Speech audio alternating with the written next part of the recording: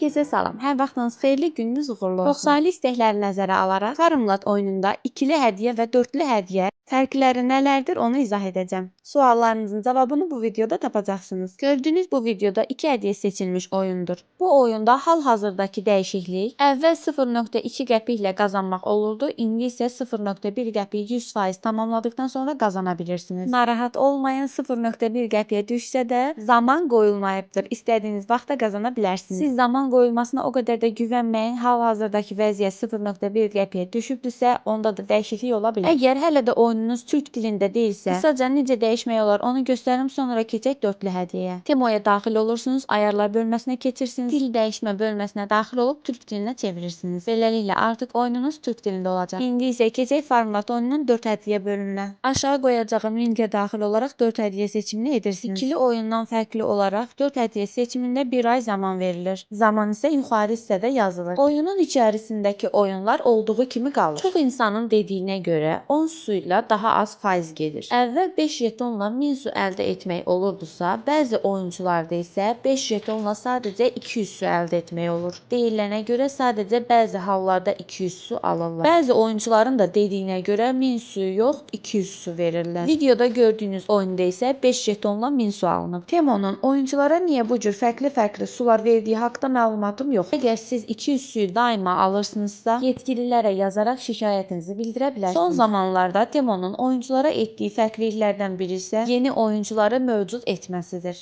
Belə hallarla qarşılaşsanız, Temonu silərək yenidən yükləyib fərqli Gmail ilə keçsəniz düzələcək. Verilən suallardan biri isə bir ay içində oyunu tamamlaya bilməsək bizi nə gözləyir? Əgər bir ayda oyunu tamamlaya bilməsəniz, çox təəssüf ki, oyun ləğv olunur.